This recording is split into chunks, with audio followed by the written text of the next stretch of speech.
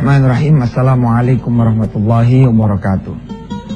Pagi ini kita masih belajar melanjutkan tentang berselawat kepada Rasulullah Sallallahu Alaihi Wasallam. Bicara tentang filosofi, makna, sejarah barangkali, terus ayat-ayat, hadis-hadis yang berkaitan dengan selawat. Dan tentu saja yang insya Allah juga kita bicara tentang fadilah, kekuatan, kelebihan berselawat. Pemirsa yang dirahmati Allah, saya menggunakan cara berpikir sederhana bahwa dengan berselawat itu doa seseorang akan dikabulkan oleh Allah Subhanahu wa taala. Dalam suatu kesempatan saya bercerita dari cerita yang saya dapatkan dari kejadian sehari-hari.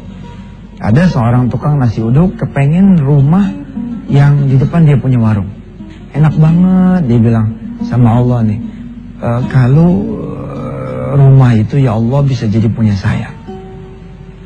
Yang membedakan antara dia dengan yang lain adalah yang lain hanya kepengen saja, tapi si tukang nasi uduk ini menyampaikan keinginan itu kepada Allah sehingga menjadi ibadah dan menjadi doa. Hingga pada suatu saat dia kemudian melihat rumah itu, berdoa kepada Allah dengan diiringi berselawat kepada Rasulullah. Jadi asal buka nasi uduk tuh dia liatin rumah itu, Allahumma sholli ala Muhammad wa ala ali Muhammad. Ya Allah, enak banget kalau bisa kebeli rumah tuh. Ditutup sama salawat, Allahumma sholli ala sayyidina Muhammad wa ala ali sayyidina Muhammad. Ya. Kemudian dia berselawat lagi kepada Rasulullah ketika dia tutup dan berdoa kepada Rasulullah, lalu kemudian tiap hari dilakukan itu. Tiap hari dia lakukan, kemudian berselawat kepada Rasulullah SAW. Sambil kemudian berdoa agar rumah yang di depan dia punya nasi uduk itu jadi milik dia. Tahu saudara apa yang terjadi? Seminggu kemudian rumah itu disalawatin, alhamdulillah ada tulisan dijual. Ya, kita kesini sebentar yuk. Nanti kita akan bahas ini ya. Wa makana Allahu liyu'adzibahum wa anta fihim. Surahnya Al-Anfal ayat 33. Nanti pemirsa ya siap-siap buka Al-Quran, buka surah Al-Anfal ayat 33. Kita bahas ayat ini. Tapi sebagai refresh ya, dari kajian-kajian yang kemarin ya, salawat ini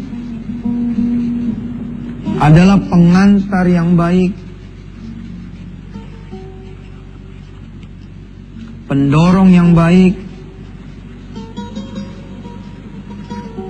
Buat apa? Buat doa. Jadi anggap saja ya, ini langit begitu. Ini doa kita. Kalau seseorang hanya berdoa ya, seperti si ibu tadi berdoa, ya Allah enak banget kalau rumah itu bisa jadi rumah saya. Maka doa ini bisa jadi dia akan lambat naiknya ke langit. Tapi kalau dia sebelum berdoa ditambah dulu dengan salawat, komposisinya seperti ini pemirsa, salawat, doa, lalu ditutup lagi dengan salawat, maka salawat yang pertama ini akan narik ya, akan narik doa ini ke atas. Lalu salawat yang berikutnya dia akan mendorong doa ini ke langit. Subhanallah ya. Di dalam buku saya ceritakan tentang salawat ya. Ini berselawat kepada Nabi ya. Ini Masya Allah ini. Jadi ini ilmu murah dan wajib banget kemudian kita lakukan, kita laksanakan. Karena kalau kita kemudian sudah pakai ilmu salawat ini di dalam keseharian kita, maka kita akan mendapati bahwa duit menjadi tidak penting. Pertolongan manusia juga apalagi. Kita udah gak butuh deh sama cerita duit. Maaf ya, bukan berarti kita benar-benar gak butuh. Maksudnya, kita tidak lagi bergantung sama duit karena kita bisa mencapai keinginan kita, hajat kita. Salah satu dengan wasilah salawat. Si ibu ini berdoa terus kepada Allah Subhanahu wa taala dengan berselawat kepada Rasulullah. Hasilnya apa? Rumah itu Kemudian ada tulisannya, yakni dijual. Ini kemajuan kan? Tadinya nggak ada tulisan dijual, sekarang ada tulisan dijual. Melihat ada tulisan dijual, dikencengin lagi sama dia sholawatnya. Tadinya baca cuma 1 kali, tutupnya juga 1 kali. Sekarang dia embat 10 kali, tutupnya juga 10 kali. Didawamin lagi 1 minggu berturut-turut sama dia. Asal buka salawat di pagi hari, tutup salawat lagi 10 kali, buka lagi 10 kali, tutup 10 kali. Alhamdulillah pemirsa, subhanallah ini, masya Allah nih kisah. Ini rumah kemudian kebeli, ini rumah kebeli sama orang lain. Kebeli sama orang lain. Wajar nggak? Kebeli sama orang lain wajar? Iya wajar. Orang dia nanya juga enggak. Apalagi ngasih DP, ngasih tanda jadi. Enggak, wajar aja kalau kemudian orang lain yang membeli rumah ini. Tapi sebagai doa, saudara, ini doa sedang naik ke atas. Sedang naik ke atas. Bedanya si ibu dengan kita berhenti bersalawat. Kita berhenti berdoa. Tapi si ibu ini tidak berhenti berselawat dan tidak berhenti berdoa. Bagaimana kemudian kisah selanjutnya? Dan apa yang terjadi, ya, apa yang dimaksud, apa yang kita pahami nanti dari ayat 33 surah Al-Anfal, tetap bersama Ustaz Yusuf Mansur, ya, di Wisata Hati TV, dan kemana-mana. Alhamdulillah pemirsa masih bersama Yusuf Mansur di acara kesayangan kita Wisata Hati TV. Kita doain ya, para kameramen yang belum menikah, mudah-mudahan segera menikah, punya jodohnya, yang belum punya anak, mudah-mudahan bisa segera memiliki anak keturunan. Soleh-soleha, kameramen yang tidak kelihatan mukanya karena memang apa ya, invisible man ya, manusia gak kelihatan, tapi hasil produksi mereka atas izin Allah dan para teman-teman yang ada di studio, mereka lah yang senantiasa berjasa atas izin Allah membuat saya bisa ketemu dengan saudara-saudara pemirsa semua setanah air. Dan insya Allah mudah-mudahan ya, kameramen yang pada rajin, pada ikutin ngaji, bukan cuma sekedar melaksanakan tugasnya, mudah-mudahan juga Allah berikan pahala bagi pemirsa, dari pemirsa semua yang berselawat, mereka semua insya Allah dapat pahalanya. Juga buat seluruh stakeholder dari Antv, mulai dari atas sampai yang paling bawahnya, mudah-mudahan lah setiap kali pemirsa kemudian berselawat, mereka pun dapat pahalanya. Baik, kita terusin. Si ibu ini kemudian berbeda dengan kita. Kita ketika satu barang itu sudah tidak lagi bisa kita miliki, kita berhenti berdoa. Apa yang terjadi dengan si ibu ini? Dia terus berdoa. Dia terus berselawat pada Rasulullah. Jadi udah jadi pakaian gitu loh. Ya, buka selawat, tutup selawat. Buka nasi uduk, selawat, tutup selawat. Sambil ngeliatin tuh rumah. Alhamdulillah. Kemudian rumah itu dijual kembali. Dan dibeli lagi sama orang lain. Pembeli yang keempat adalah anaknya. Dan gratis, nggak pakai bayar. Emang begitu tuh. Ada orang tua yang melaksanakan riyadhah, ya, rajin amalan ini amalan itu. Ke orang tuanya nggak dapet, tapi ke anaknya netes gitu. Ada orang ya teman-teman mahasiswa kita barangkali atau mahasiswa Anda semua yang kelihatannya nggak pernah sholat ketika dia kuliah, ya, nggak ada ibadahnya deh. Tapi begitu dia lulus, dia langsung kerja. Kenapa bisa begitu? Sebenarnya mah dia kelimpahan amal soleh dari ayah ibunya. Kalau dari sisi dia nggak ada rezekinya, tapi dari sisi orang tuanya ada rezekinya. Nah ini dia. Si tukang nasi uduk ini beriadoh dengan amalan salawat.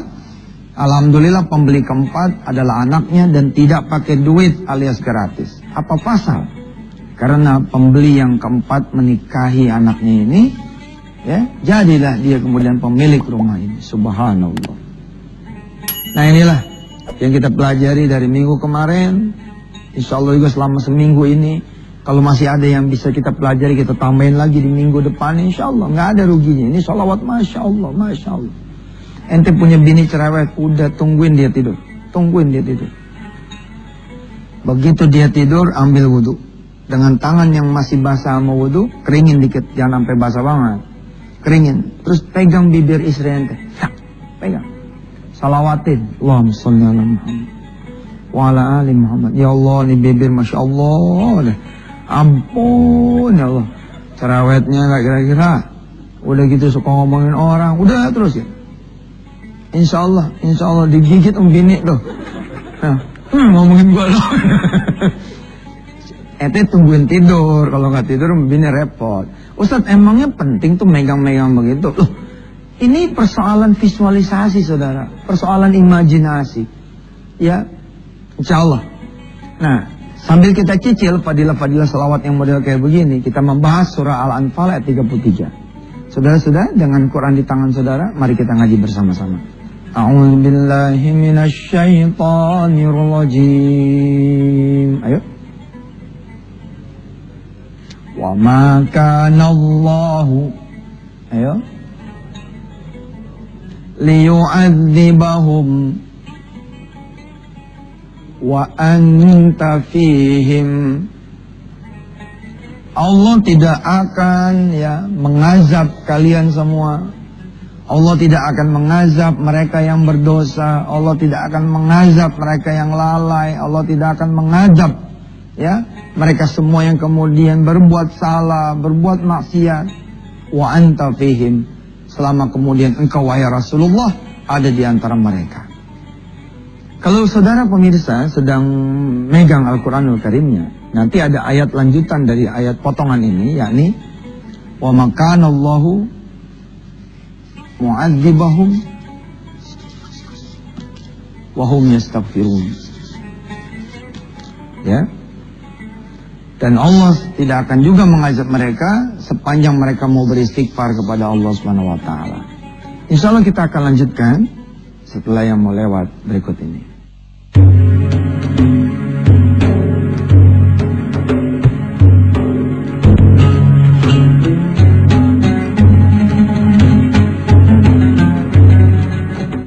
Alhamdulillah, selamat kembali ke acara kita semua, Wisata Hati Antv. Di dalam buku Berpikir Besar Bertindak Besar yang saya tulis ini, saya memberitahu kepada diri saya pribadi bahwa di antara kekuatan sholawat adalah bisa menahan azab Allah yang mestinya turun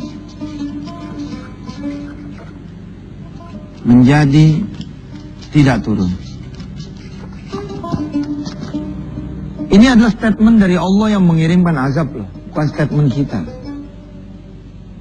Kalau Anda bilang begini ya, wah enak banget dong orang berbuat jahat agak jadi dihukum. Lah memang enak, makanya lu tobat. Dikasih enak lu gak mau. Enak banget dong dia, udah waktunya kena AIDS malah jadi gak kena gara-gara dia berselawat pada Rasulullah, dia cinta sama Rasulullah, dia mau memohon ampun. Ya memang enak, makanya tobat. Tentu ayat ini tidak akan berlaku sama sekali kalau ajal itu nyampe. Siapa yang kemudian bisa berselawat pada Rasulullah? Tentu orang yang masih hidup. Kalau udah pada mati berselawat, lo kabur orang yang di atas kubur. Ini di dalam kubur nih. Nih di sini nih. Tiba-tiba orang yang di sini di dalam berselawat, didengar sama yang di atas. Yang di atas kabur ngibrit. Kita yang masih hidup yang bisa berselawat. Apa sih yang sekarang menjadi azab buat saudara semua? Azab kecil tuh begini ya. Kan ada azab besar toh. Ada azab kecil. Ada azab sedang-sedang gitu. Azab yang kira-kira bagi Allah tuh kayak anak kecil disentil sama orang tua. Kontrakan lah pakai nggak kebayar. Ya? Kontrakan yang kira-kira 500.000 begitu, pakai nggak kebayar. Ya? Dia datang ke yang punya kontrakan, Bu, saya ada 50.000, boleh nggak saya tinggal di terasnya aja, nggak pakai ke dalam deh. Kata ibu, nggak ada, terima. Ya, kita nggak bisa bayar nih kontrakan, ini kan sebenarnya azab kecil toh. Kenapa sih sampai ente nggak ketemu bahkan buat bayar kontrakan, angsuran motor ya, nggak ketemu, udah 2-3 bulan. Saudara tuh harusnya mikir, kenapa yang punya rezeki nggak mau ngasih ente rezeki? Begitu saudara bermuhasabah ternyata ketemu di kontrakan ente kerjaan ngegibah melulu, di kontrakan ada 1-2 barang haram, ya boncengan sama perempuan yang belum halal dinikahi. Ini kan nggak bener ini. Allah ngasih motor bukan dipakai buat ibadah. Kalau saudara emang mau benar-benar terpaksa pergi sama kekasih sama pacar, ikutin saran saya. Nih, bawa ini nih.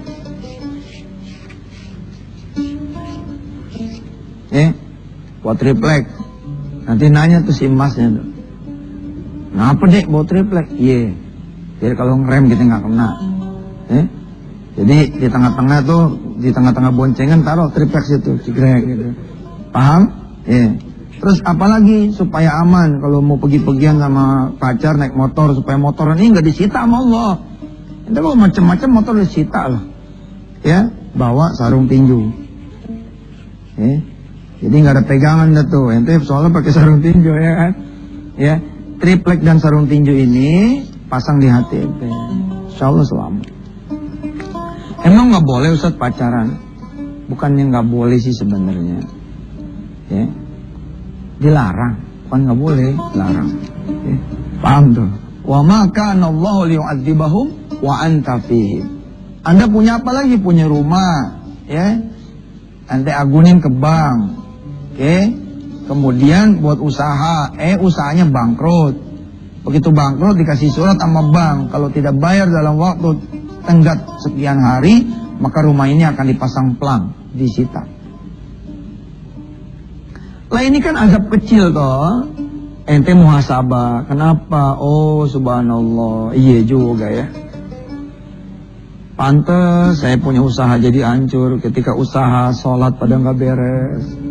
Sholat asar dia 5:30. Sholat isya udah mepet subuh. Puasa Senin Kemis dia jarang. Nah ketika kemudian dia sudah menyadari, dia bemperin sama sholawat, nggak jadi nih. Ustadz, apa cuman sholawat wa anta fihimnya? Apa nggak terlalu mengerdilkan Rasulullah urusan cuman sholawat? Bos, makanya ngaji kan nggak cuman hari ini, masih ada besok.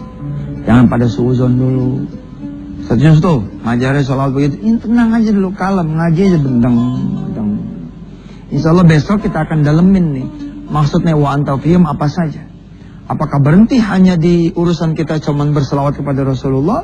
Lalu apa makna salawat? Bila mana salawat dimaksudkan adalah give and support. Bila mana salawat itu dimaksudkan sebagai give and support, pemberian dan dukungan kepada siapa? Kepada Nabi besar Muhammad sallallahu alaihi. Lalu apa maksudnya? Wa anta fihim.